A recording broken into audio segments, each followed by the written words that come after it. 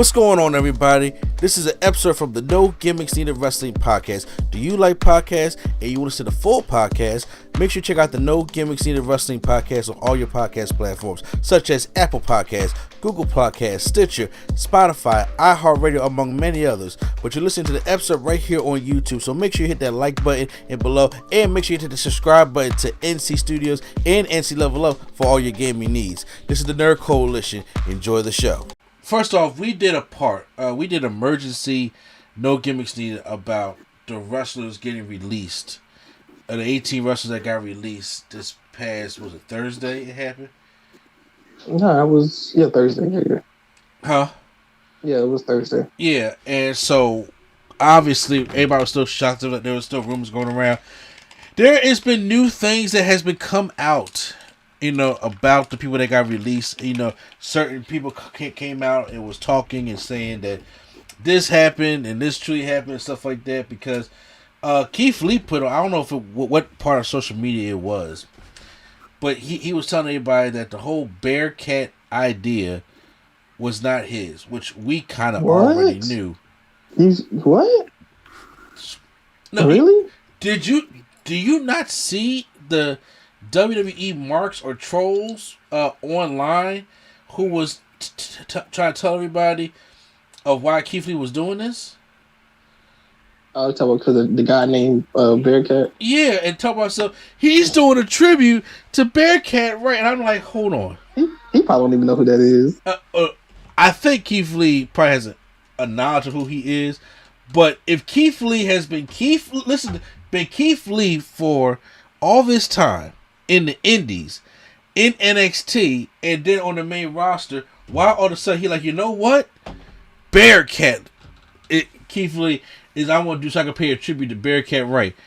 Vince don't give a fuck about Bearcat Wright. He just wants to change the name. Vince don't even know who that is. He probably, he like, give me a historic black guy, and there you go. And here you go. With a nickname. Say what? With a nickname. Yeah, with a nickname. And so he could put his own spin. Bruce Pritchard looked it up for him, and then they could put their own spin on the Keith Lee. I was like, Keith Lee, for all your smart fans out there, or people who know, you didn't have to come out and say, you know what, that wasn't my idea. You didn't have to do that. I mean, I appreciate him doing some clarification. And of course, the same thing with Karrion Kross, like, that whole Super Shredder idea was not his idea neither. The whole gladiator bullshit, because he didn't need it. Karrion Kross didn't need it. He had the whole package. Him and Scarlett had the whole thing down packed, and he just was that's what's happening. And then after seeing on SmackDown, because I know you didn't see SmackDown, I'm starting to believe the conspiracy now that Vince is trying to do away with all of Triple H's homegrown talent. What did he do? How that whole segment with Hit Row and Sami Zayn. You mean 3/4 of it? Yeah, because since you see SmackDown, Sami Zayn was backstage and said, "You guys got potential, but you got to work on your entrance and stuff like that." Now, I pay attention to small details. Remember how Hit Row dressed in NXT, and now I can see how they dress now, and I'm like, red flag number one. They're all wearing them terrible Hit Row shirts. Even that wasn't Hit Row style in NXT. They wasn't all just marketing their shirts. Top Dollar had on some red, black, and green type of black leaders, silk shirts and kind of special stuff like that on. Ashanti the Adonis had some pretty boy shit on because that's who this character was. And Swerve had his, bandana hanging out the back pocket, doing all kind of stuff like that. It wasn't, it was all just a generic Hit Row shirts. And then saying we need to go work on the entrance. They changed the music and take out all of B-Fab's parts. So, it sounds terrible. Then with that being said, the way they tried to clown Sami Zayn and the way that they tried to rap about Sami Zayn coming to the ring sucked. And then they went to if you didn't know, now you know. It's dead. Hit Row is dead, and you know what makes it look worse is because all that bullshit Top Dollar was talking about on Twitter. I don't know if you saw that or not. I did not. Oh, he was coming to everybody and saying that the people that made it up to the main roster last time just couldn't cut it, and that Hit Row was their own original thing, and we can cut a promo and we're not gonna be scripted and all that kind of stuff like that. And now look at where Hit Row is at. And everybody was just trying to warn them because we like Hit Row, is that the main roster going to eat you up alive. And then when people was criticizing about what Vince McMahon is going to do to Hit Row, he was blocking people. But now look at where Hit Row's at now. Yep. Triple H was, first of all, why is Bruce Pritchard and Vince McMahon trying to handle a hip hop gimmick? Because what's up, G? Yeah, there is nothing in the history books that says that Vince McMahon knows how to handle a hip hop gimmick. Well, did you see his ECW run? Oh, you talking about Do-Rag McMahon? Yep, that's all he need. I think that's one of the reasons why Bobby Lashley left the first time. Nah, it can't be. He said it can't be. What you mean it can't be? Well, they fired him. He ain't leave. So, so I'm like, why would they even try to handle it? What did Triple H do? Is like, look, I'm gonna let y'all be y'all. And I think Top Dollar probably figured that, all right, Triple H is our boss down here, and he gonna overlook us on the main roster. Nope. No, I think Vince just has I think at this point Vince just has a vendetta against anybody in NXT. Yeah, look, I'm trying to tell you, if Triple H was not married to Stephanie, I think Triple H would lose his job. I think he'll still have a job. I'm talking about like ever since they lost, like even before they lost, of course, but ever since they lost, it's like everybody now it's just buried. Yeah, since they lost to AEW, because first of all, they were set up to lose AEW regardless. They were set up to fail.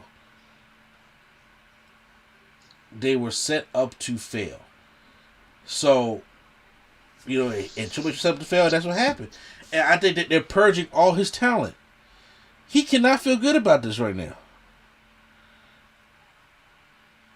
He cannot feel good about this right now, especially after that cardiac episode.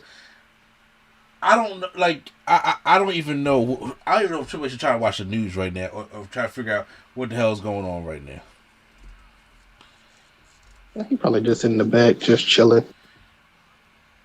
So why do you think Triple H don't care about this shit? No, I didn't say he didn't care. I just say he in the back chilling. What he gonna say? He gonna go off at the mouth at Vince?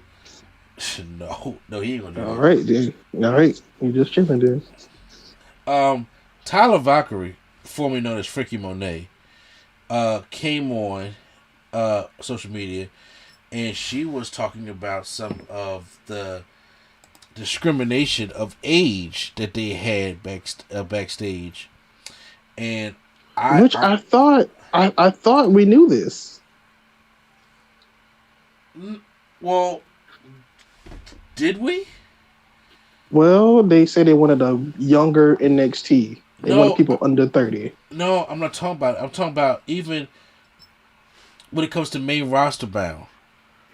Frankie Monet is 40 years old now? Yes. But here's the thing. So what she was saying was that it's all right for the men to be old, but it's not all right for the women to be old on the main roster. Yes. That's not fair, Prime. I know what I'm saying. I thought we knew this. That's what I'm saying. I didn't know it was a secret. No. We knew it when they brought up stuff for NXT. Absolutely, because NXT they're purging. They want all these younger people, but I'm saying on the main roster. Look, when you got her husband, who is over 35 on the main roster? Bobby Lashley. I'm talking about women. Only one they got over 35 right now is Asuka. Natalia not over 35 yet? Okay, yeah. You know what? He said, yeah. It's okay, yeah. Those are the only Natalia, two over. Hold on. Tamina. Maybe Tamina. Yeah, that's it. No, right? no. I don't think that's it. I'm gonna look up Charlotte. How old is Charlotte is like 32. And then 33 maybe. All right, she get how old is Becky Lynch? Becky is like, I think, in her early Charlotte 30s. is 35 years old. Oh, well, it is 35. Yeah, she is 35 years old. All right, let's see. Becky Lynch is, I think she's 34 years old. Mm-hmm. Okay, so yeah, in January she'll be 35 years old. So she just turned 34 years old. I think is Naomi in her 30s? Yeah. Huh? She got to be. She has to be. She done been there for 10 plus. So she'll be 34 this year. Mm-hmm. So she'll be. I think to Vince, when you get at a certain age in the 30s in the women, he ready to do away with you. That's why he started them young so that they can be. Shayna Baszler is 40. Yes, we knew this. Yeah. But what I'm saying is that, you know, I'm pretty sure a lot of people. Okay, look, it's like this. If you're somebody like yourself who says, you know, I don't care to watch, or I don't care about hearing this kind of news, then how will we know about this age, you know, discrimination at WWE? You have to be like, is it not obvious? Not really, because when you got all how these, is it not obvious? Okay, I'm just tell you. Everybody that they's brought in has been they brought in from a younger age. But you're saying it's obvious. They don't bring nobody old in. Here's the thing: you don't look at Tyler Valkyrie and say she's 40 years old. But okay, you're right. I don't look at it. I'm pretty sure Vince is like we want them younger, even if they look younger. No. I'm saying I'm saying for the fan out there, for her explaining it to the media, I guess, or you know, or us explaining to the casual fan out there of saying that Vince does not want older women on his roster. He doesn't give us a fair chance because he wants all these young people. And you're sitting there looking like, well, damn. How old is she? Because people, you can look at Oscar. Oscar does not look 40. Frankie Monet does not look 40. Shayna Baszler is hard in the face, but she don't look 40. She does not. None of them look 40, but the people that are close to 40 have been with the company for some time now. They didn't just get there, is what I was trying to say. Like, Vince doesn't like those. He don't bring women in that's 30, maybe 30 plus even. I got that part, but I completely agree with what she's saying because that's not fair. Yeah, no, not at all. It's not fair. It is an age discrimination. You know, it's part of the ageism and sexism type shit like that. It goes on to the company because even the people that Vince has brought back has been. Bobby Lashley just got back a couple years ago. He was still over 40. MVP came back 45, I think. Yes, Shelton is in his 40s. Then, you know, they brought back John Morrison at what, 38? Nah, I think John Morrison is 42, right? So they brought him back at like 39, 40 years old a couple years ago. These people are sitting there that are in like you can't. How many times they bring back Goldberg? How many times they bring back The Undertaker, Cena? Yep. All these people is over 40 and 50 years old. But yeah, we know this. That's what I was saying. That's why I was like, do people not know that? No, but what they don't know is that the women aren't getting. I'm not just talking about what you not see on TV, but I said like she has a right to be pissed because she has not had a chance to showcase what she can do. And obviously nobody truly knows what Tyler Valkyrie can do. We know because we're wrestling fans. We know I thought when they brought her in, she was just going to go straight to the main roster. That's what I initially thought. So when she went to NXT, it was just like, really? Because obviously when you're past a certain age, and sometimes you kind of just go straight to the main roster. Exactly. Especially in the women age, because he don't like the older women. You know. Yeah, it doesn't make sense. Like, she has been wrestling all over the world, and she's been in so many indie promotions and stuff like that. And she has the experience. Mm-hmm. Just like Mercedes Martinez. Okay, yeah, and that's another one, Mercedes Martinez, who they just dumped out the pasture, and I'm like, this woman has been been doing this since 2000, you know what I'm saying, or 1999, and I think when it comes to women, they want homegrown or kind of homegrown women, but the males, they at least back then they didn't. They just wanted to bring in the males from any age, any place. I mean, I but once again, I also think it's a thing of Triple H's people. I think he really wants to get, because first of all, you need a balance. You can't run a Raw and a SmackDown show of all new. No, NXT is showing the cracks.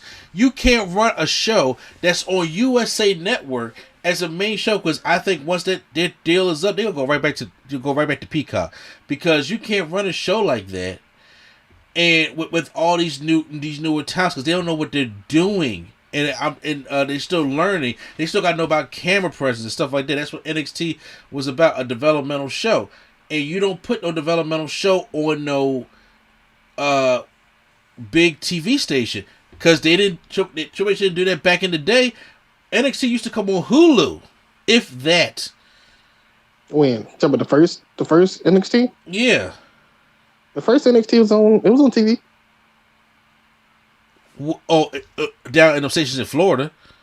No, the first 4 seasons of NXT was on Sci-Fi or Spike. It wasn't on Spike.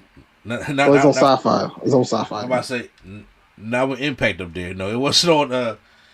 It wasn't. No, it was on Sci-Fi because they came after ECW. They took ECW's spot. ECW. Yeah, they took ECW's spot in the TV. What ECW was off of? Oh, you mean the WWE ECW? Yes, when that went off of Sci-Fi, then NXT took their place on Sci-Fi for like 4 years, and then they took it off and put it on Hulu. Yeah. And then when they put it on, they took it off and put it on wherever. Then that's when it became NXT. But the competition show was always on Sci-Fi. Okay. Yeah, so it bothers me that she didn't get the chance to do what she wanted or showcase what she came to do. Another thing is that there have been people around the internet talking about a lot of people that have been, there's some people that got released because they were unvaccinated, whatever the case may be. Nia Jax came out and said that her vaccination status was never asked of hers, and she was taking a mental health break, and then they fired her. Sounds about right about WWE. I'm not the biggest Nia Jax fan, and I never said Nia Jax needs to get fired. I was always a component for Nia Jax to go back down to NXT. If Finn Balor can go back down to NXT, Nia Jax can go back down to NXT. Mm-hmm. Because just go back to developmental, like just go train for like a few months in developmental. Exactly. Like there's nothing wrong with going back down there and learning the ropes again. And first of all, NXT was still coming. Like we can still watch NXT, so we can still watch you. You wouldn't lose basically TV time. But the way that she wrestles and puts a lot of people in danger, Nia Jax should have been sent back down to NXT. So that's what I was a component for. I can understand burnout because Vince requires a lot from you at that job because he has no life. So it's a lot for these people. So you need a mental health break. Same thing with Sasha, and fire her on a. Sasha get a mental health break like every month, don't she? It seemed like it. Firing her during a mental health break is kind of shady. Well, we know WWE don't care about how they look sometimes. Well, just like firing somebody on their wedding. They do care how. That's the difference. They do care how they look. Their PR is big time. First of all, if if the whole world knew that Nia Jax was going on a mental health break, they would never have fired her. That's bad PR. Mm-hmm. But since she just came out and told everybody, and the only people that probably look on the internet to find it out is wrestling fans, you got these big news anchors ain't going on the internet to find out what the hell happened to Nia Jax. CNN don't give a fuck. You know what I'm saying? So they're not doing that. However, but if that was a big story, and say if MSNBC or CNN found that shit out and she was taking a mental break and then they fire her, then it would have became a bigger issue that he'd be more in the news. But since nobody killed anybody like Benoit, then they really don't give a fuck about wrestling or what goes on with the superstars. But even with that said, when it comes to the vaccinations, look, people, you go ahead and do what you want to do. But once again, there's mandates. And there are things will say, so if you got to go get vaccinated, you got to go get vaccinated to, do that. I'm not saying I'm a component of people losing their job, to be honest with you, but I am for everybody being safe. And everybody say, well, how the hell Sasha got a job? I'm like, where did this whole Sasha being anti-vax thing come from? I don't know. I think it's all because she liked a tweet about something anti-vax, something whatever case may be, and everybody call her anti-vax. I'm like, there's no way Sasha is anti-vax because she is traveling. And I'm talking about she went to Saudi Arabia. Everybody that went to Saudi was vaxxed. Yeah, she would. I'm about to say, so she would have to be vaxxed. She may have liked the comment that somebody said, but just because somebody likes something, or just because somebody, because it's just a like. Like I said, I'm not on social media, so when people, my wife shows me when people like something. I will say, I think it's recent though. Say what? I think she's recently gotten it though. She probably did. I'm saying I'm talking about like after SummerSlam, because I do think SummerSlam was the reason why. It's because she wasn't, or if not wasn't, it wasn't fully. Fair enough too. Also, yeah. But she has it now. I do think SummerSlam was the reason why. Because she wasn't vaxxed, and you had to be vaxxed to be in there. Exactly. Because where was SummerSlam at this past year? Vegas. Vegas. Yeah. Yeah, so different places over the city have these different mandates, and it's not their business to tell us what her reasoning is. But she wouldn't have made a Saudi Arabia trip if she wasn't. Also, so I'm like, get off her back, about it. Also, because it's very unfortunate, and people say, well, that's the reason why B-Fab could have been fired, But I think B-Fab came out and said that she just recently signed a new deal with WWE. Yep. How shitty is that? They do that all the time, though. Every time they fire somebody, it's usually somebody who they just resigned. And like I said, if B-Fab is like not vaccinated, I mean, look, that is, I guess on her, for the man and stuff like that. But that shit right there, I'm like, that's some tacky shit. What? They just brought them up. I'm like, cause right now, after them firing B-Fab, who sings on the song, who has the first verse on the song, who does the chorus of the song, who comes out there and just adds something to that group. She can't wrestle. No, she can't. She's not that great. But she can always. That's why you keep her in fucking developmental for them to get it over. But that was a whole unit that just worked, and all of a sudden you just chopped the knees off. So I'm telling you right now, Hit Row's not safe anymore. Well, nobody is safe. You know what I'm saying? But because nobody is safe, and it's desensitizing. Because it's like, why? Sometimes it's like, why even get invested? As soon as you get invested, then they just take it away. I do feel that. That's happened like often enough to where sometimes I just don't even care. Like, if you're not the main star, then why even get invested sometimes? That's true, because you don't want to get let down, correct? Mm-hmm. Because you're right. I was a fan of the Hurt Business. Big fan. Mm-hmm. As soon as everybody like him, they break him up. Yeah, I mean like him. And Mm-hmm. I was a fan of Hit Row, and I was calling you like, yo, you need to get up on this Hit Row train. And the Triple H version of Hit Row, I love that Hit Row. Everybody did.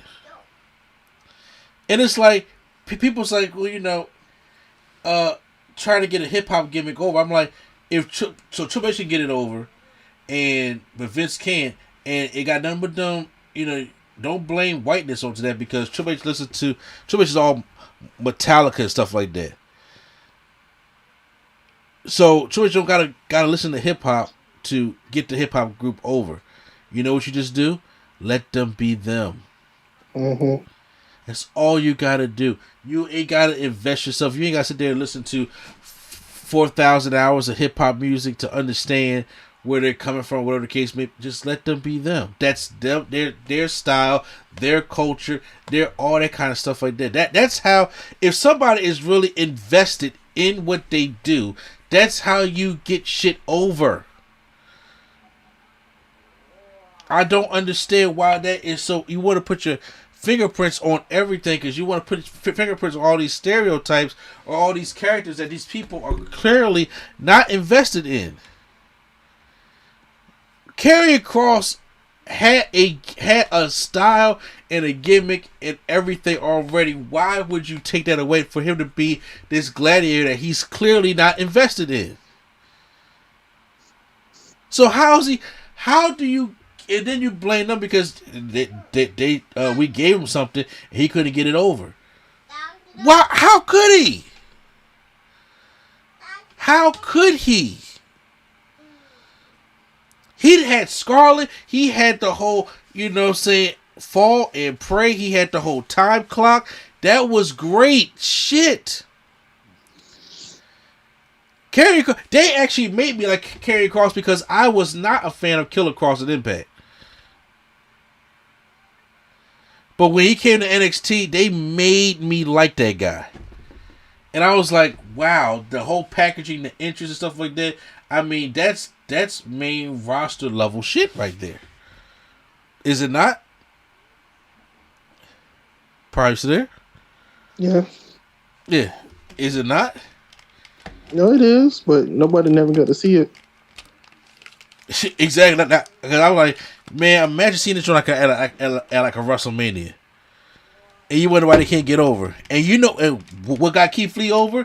Being Keith Lee, being limitless. You mean to tell me because, at the Survivor Series, he was what? Keith Lee got over. At the Royal Rumble, he was what? Keith Lee got over. And I'm like, so why do you need to change anything? Were you not invested? Were you not invested when you see the final match between Keith Lee and Roman Reigns at Survivor Series? Yep, I was. That was dope. That was almost better than the whole fucking match. Okay? And then when Brock came out to Royal Rumble, dope. And Brock sold it for Keith. Were you not invested in that? Yep, I was. And what was he doing? He was just being Keith Lee. Well, Vince got to change everything because he felt like he do. So I'm not surprised. Not at all. Not at all, neither.